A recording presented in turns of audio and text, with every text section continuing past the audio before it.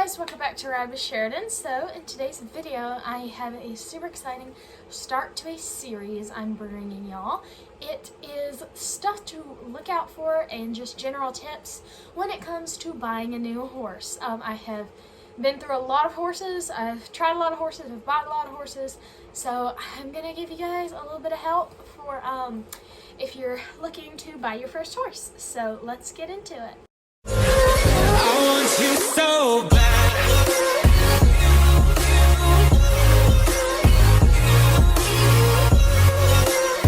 Okay, so today's episode is questions you need to ask when you are buying a new horse. So these are just kind of questions that you wouldn't normally think of, but they are really, really good to ask. Okay, so one thing you definitely should ask is if you can do a pre-purchase exam, if that's something you're interested in. Some people don't like to do pre-purchase exams. I'm kind of 50-50. It really just depends on the horse. If you want a pre-purchase exam, do not be scared to ask, especially if you're investing in a really nice horse. You definitely want to get a pre-purchase, hi Sushi. You definitely want to get a pre-purchase exam done just to make sure that it is a sound, healthy animal. Okay, so the next thing that I think you should always ask is, does this horse has this horse ever set back? So do they pull back when they're tied? Do they pull back just tied to the trailer, or just tied to certain things, or only if they're spooked? Or do they not pull back at all? Some horses do, some horses don't. But if you don't know that a horse pulls back, it can be very dangerous the first time you find out. Don't ask me how I know.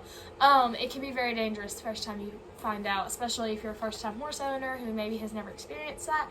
So I definitely think you should be very careful about seeing if a horse sets back when tied up or not. That is very, very important. Okay, so another good thing, this is kind of in the category of pre-purchase exams, but another good thing to ask is you need to ask their medical history. Have they ever had any kind of surgery? Have they ever had any kind of allergies?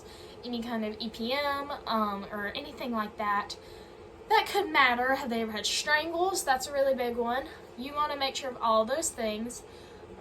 Because you don't want to end up with a horse with a health issue. And I mean, maybe that horse is just a perfect fit and you're like, okay, I'll deal with the health issue. But you at least need to be aware that you are getting yourself into a horse with a health issue. Okay, the next thing that you guys need to kind of be aware of when you are testing a horse is you need to know if there's anything specifically that like scares them that wouldn't normally scare other horses. Some horses are scared of dogs, some horses are scared of pigs, cows. So you need to make sure if there's anything specifically that scares them beforehand so you can hopefully keep them away from those things if those are frightening to them. So another thing I find helpful to ask is you need to ask about how this horse trailers. Are they quiet in the trailer? Are they hot in the trailer? Are they easy to load into the trailer, or are they kind of hard? Another thing is if you do not get to try the horse at a show, which I always recommend you make a run on the horse, at least one run, before you decide if that horse is a good fit for you, so you can test this out for yourself. But I will say you need to find out if they are hot in the gate, calm in the gate, if they have a gait issue.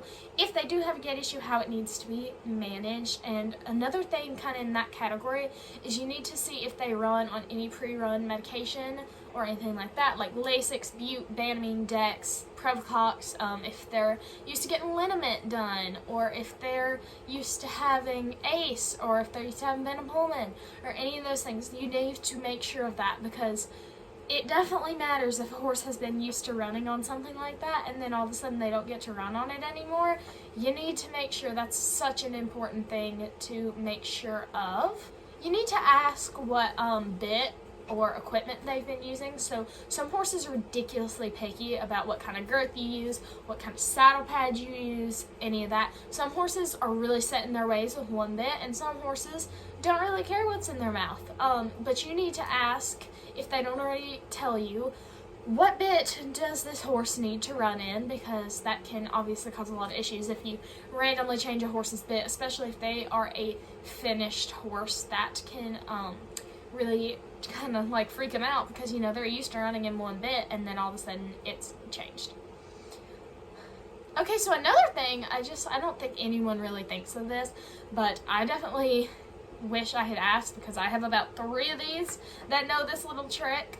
You need to ask if they know how to untie themselves, because some horses are crafty and they can untie themselves, and there's a special way that I tie a couple of my horses that know how to untie themselves. That way they will not untie themselves, because you don't want them to untie by themselves. Some horses also know how to get their halters off. You need to ask if this horse knows how to get its halter off, if this horse knows how to get its bridle off. That's another big thing. I have been trying a horse and had it take its bridle off with me on it and like completely run away. So definitely you want to check for that. And like I said, check what equipment they're used to. Also check if they're used to going in a stall, or if they are more of an outside all the time horse, or if they're kind of indifferent. Another thing I think you need to be aware of is how they do at shows. Are they anxious at shows? Are they calm at shows? That's something you need to find out. Like, do they stall well? Do they not stall well? All of that stuff. This is a big one. You need to see if they're used to getting regular joint injections, because a lot of performance horses do get regular joint injections. Mine obviously do. I've taken you guys along with me to the vet several times. But you need to make sure they're not used to getting injections, because that can also be a problem. If they're used to getting their hocks done every 6 months and then all of a sudden they're not getting their hocks done anymore, that could explain any issues you might be having with them. Also, you need to ask if they take spurs, because some do, some don't, and that is very, very important that you know if your horse is a spur horse or not.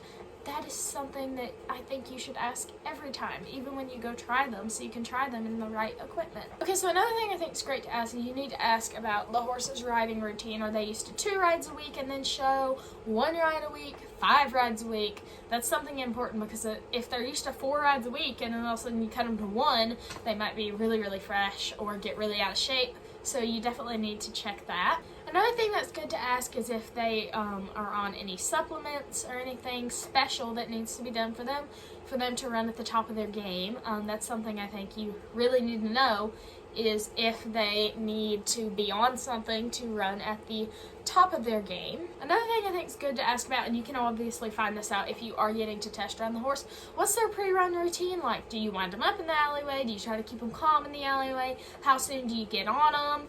All that kind of stuff, you need to make sure that you are doing that how the horse is used to. Another thing that I have learned is, I've had some old owners tell me this, some horses like back boots on them, some horses like just front boots, some horses like no boots on them. So that's something you need to be aware of as well. You also need to be aware if the horse is cinchy. Not all, but a lot of horses, when they are cinchy, it is because there's something wrong with them. You know, they've got ulcers or they've got some other health issue that's making them, you know, act that way. You also need to check if what they're used to eating, how they're used to being fed, all of that stuff, because that's important. You know, if they need to be on one brand of feed, if they're okay to swap to another, that is stuff you need to ask. Okay, so I don't think I've forgotten anything. Part 2 will be probably red flags when you're trying a horse. That's probably going to be what part 2 is on. So I hope you guys liked the start of this new little series, and I hope you enjoyed. Thank you guys so much for watching, and I hope you guys come back for the next one. Bye! I got a thing for the hard lick on ice, short days and long nights, marbles at the window.